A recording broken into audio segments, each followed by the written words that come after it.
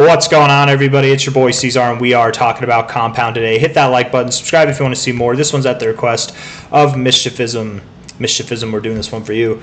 If we take the relative, actually the all-time high, to the low here, this low of the move, not the all-time low, right? I would count this as a fake out, so I'm going to count this.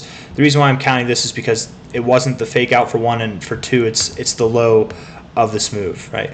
This could be the low of this move, right? You see what I'm saying? So high to low, this is the fib range that we've been given. We found resistance on the 236 several times, right? Several times. And then we graduated, broke up, hit the 382, and then womp womp, went back down, right? We're chilling here right below the 236 as we have been for a very long time. I would expect that the next time that we break above this line, which is at $60.61, when we break above it on a weekly basis, closing above it, that we would get up to this 382 again and likely break through it, right? I do think that we'll break through it on this next attempt. I think this move that we've been looking for, like this whole time, it's gonna happen soon relative to a weekly time frame, right? It's gonna. When I say that, I don't mean it's gonna happen next week. It could, but over the months, right? Sometime I would think by the end of the summer we would start to see this movement coming into fruition. Now that doesn't mean that we're above $100 by the end of the summer. We could be, but certainly I would expect that we're above $60 by the end of the summer. We're going to start to see this move come into fruition. You know, the way that I have it drawn here looks like a nice straight line up. This would put us in August that we would still be below $100, just to reference that a little bit. So it can be some time, even if it looks very bullish week after week. It could be some time before we break this yellow line. But when we do, I very much would expect that the next target area would be achieved at $235 to $300.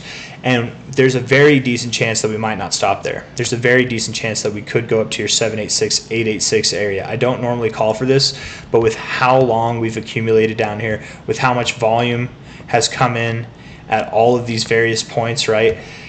And it's dying off, which is actually a good thing in consolidation phases, because when it dies off, that generally means you're getting toward the end of it, right? I thought it died off over here. I thought we were at the end of it here. We had this this little fake out and it pulled back, but it's okay. I do think we're very near the end of it. It wouldn't be crazy at all to see us move up to like 430 to 620, you know, something around there at the and that's where that line is there. Actually, I'm going to leave those white lines up. You know, this previous area of resistance up here, this whole like kind of consolidation phase in the middle of it, where we found resistance here and resistance here on the outside of this high and low peak, right? We found some significance here. That could be where we go, right there, smack dab in the 886, 786 zone. And we might go there, all right? It might just be one straight shot up there to end the year out. And then to start next year, we consolidate back to our 61869 area, back to the area that we found support before. So we'd find resistance at the previous area of resistance in this consolidation phase and find support at the same areas that we found support, which are also coinciding with our 61869 golden ratio area, move up from there. You know, then we can finally see new all-time highs, probably sometime next year is what I'm thinking.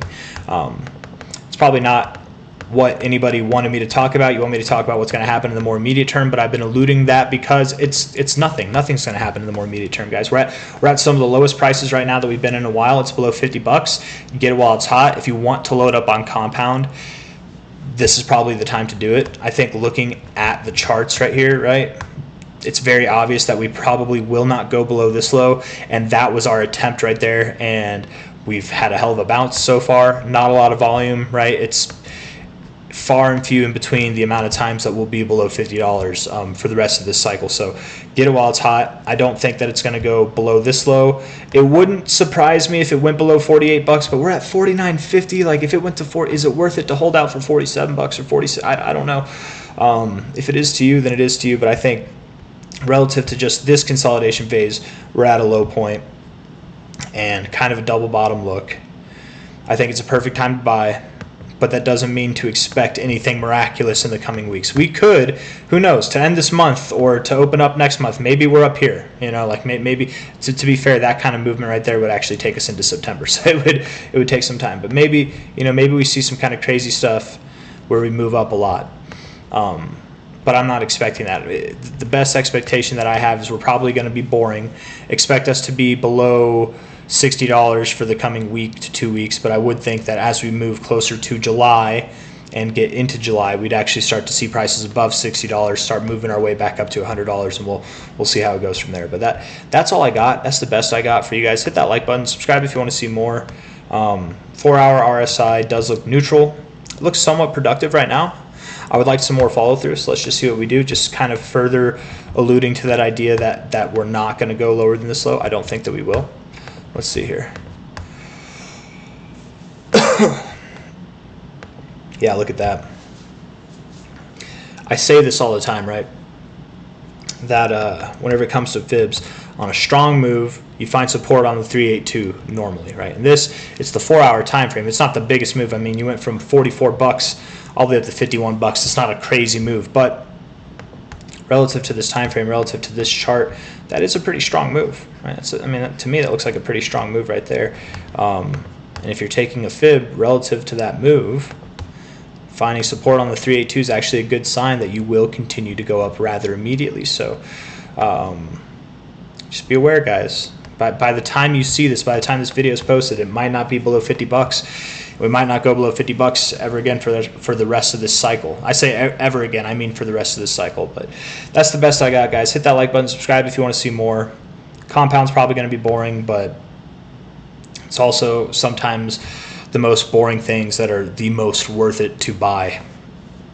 The thing that everybody has their eyes on underperforms the thing that people are aware of,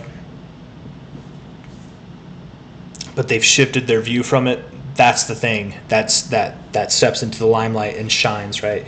And compound, make no mistake, most people in crypto probably don't own compound, but I would bet most people in crypto know about compound at least. So even if they don't know everything about it, right? They know that it's some kind of like DeFi token or like a finance token.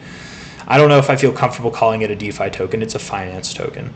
They might claim to be DeFi, but it's not DeFi. It's a finance token. Anyways, so, enough of that. Take care. I'll see you on the next one. Bye-bye. Have a good night.